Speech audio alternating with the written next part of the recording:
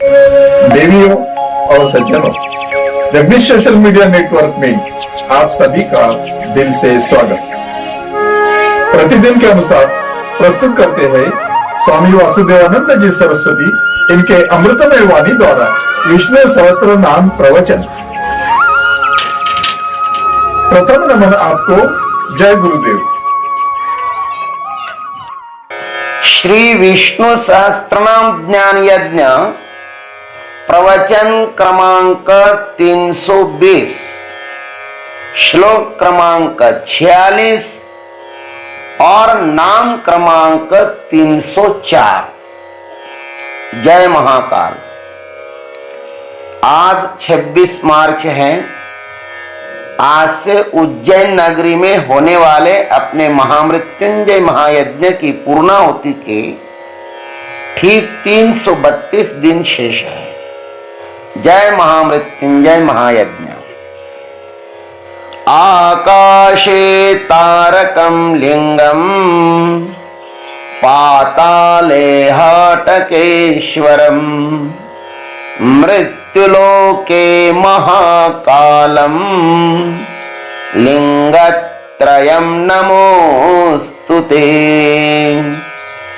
ओम त्र्यंबकं यजामहे सुगंधिं पुष्टिवर्धनम् उर्वारुकमिव बन्धनान् मृत्युर्मुक्षीयमामृतात्। समस्त जन कल्याणे निरतं करुणामयं नमामि चिन्मयं देवं सद्गुरुं ब्रह्मविद्वरं शान्ताकारं भुजगशयनं पद्मनाभं सुरेशं विश्वाधारं गगनसदृशं मेघवर्णं शुभांगं लक्ष्मीकान्तं कमलनयनं योगिभिर्ध्यानगम्यं वन्दे विष्णुं भवभयहरं सर्वलोकैकनाथम्।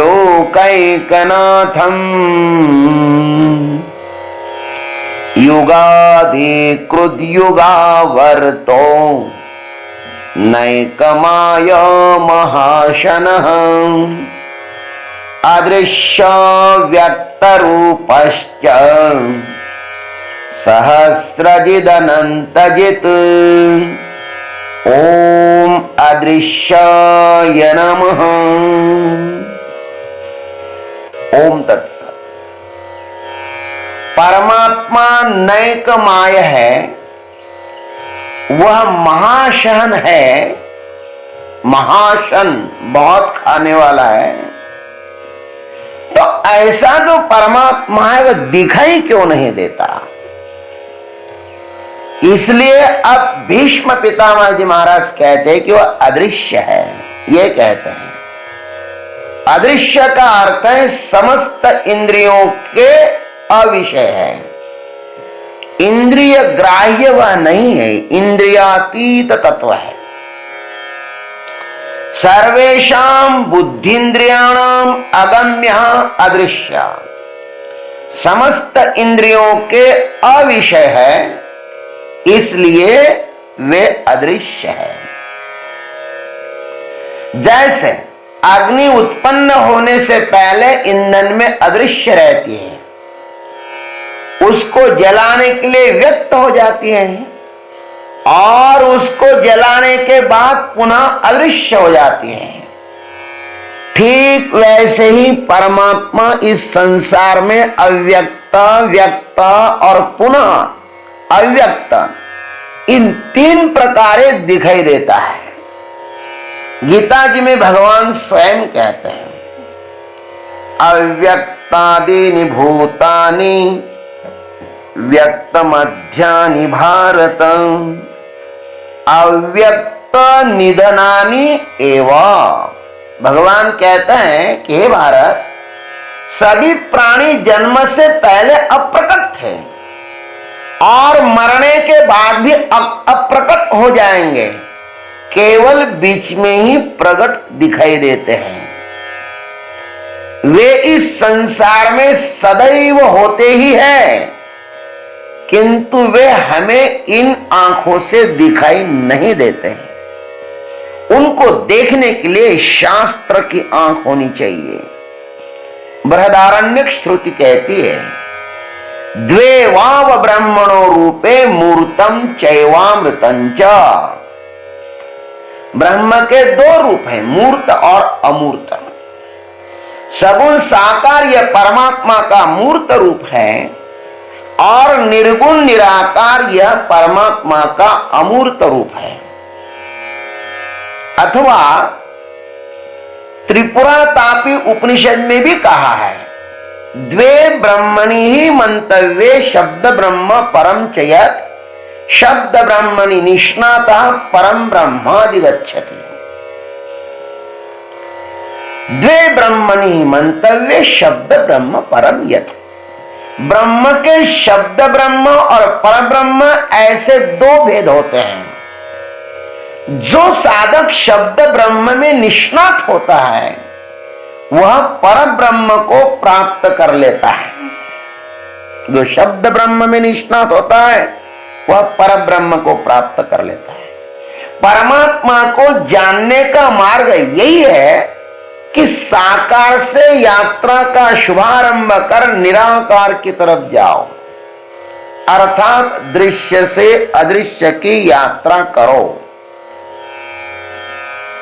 दृश्य में प्रवेश करना हो, ध्यान रखना, अदृश्य में प्रवेश करना हो तो दृश्य को तो छोड़ना ही पड़ेगा ना। पर ब्रह्म को पाना हो तो शब्द ब्रह्म को छोड़ना ही होगा। त्रिपुरा तापी उपनिषद ने पुनः कहा है, ग्रंथ मध्यस्य मेधावी ज्ञान विज्ञान तत्परः पलालमिव धान्यार्थी त्यजेत ग्रंथमशेषतः। जैसे धान्य प्राप्त करने के बाद किसान धान्य को लेकर छिलके छोड़ देता है, ठीक वैसे ही मेधावी साधक को चाहिए कि वह प्रस्थानत्रय, गीता, उपनिषद, ब्रह्मसूत्र आदि ग्रंथों का अध्ययन करने के बाद और फिर ब्रह्मज्ञान हो जाने के बाद उन ग्रंथों को भी छोड़ दें। क्योंकि जब तक हम इंद्रियों के जाल में अटके रहेंगे ना, तब तक उस परब्रह्म को प्राप्त नहीं करेंगे।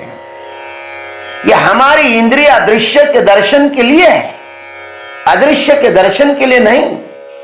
केनोपनिषद की यह घोषणा है कि न तत्र चक्षुर्गच्छति न वाक् गच्छति नो मनो न विद्मः न विजानीमः। वह इंद्रियों का विषय है।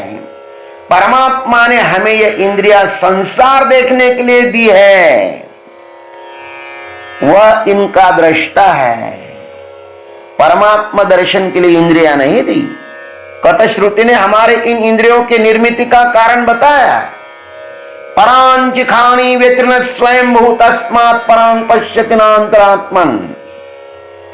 यह संसार दृश्य है और इसको देखने के लिए हमें परमात्मा ने यह इंद्रियां दी है। परमात्मा दृष्टा है और इन इंद्रियों के मूल में बैठा हुआ है। और उसका स्वरूप कैसा है यह भी कठश्रुति ने बताया है हमें। अशब्दम स्पर्शम रूपम व्ययम तथा रसम नित्यम गंधवच्चयत। वह शब्द, स्पर्श, रूप, रस और गंध रहित है तथा जो अविनाशी है, नित्य है, अनादि है, अनंत है। और उसका अनुभव किस प्रकार से आता है, इस विषय में ब्रह्म विद्योपनिषद कहता है। क्या कहा?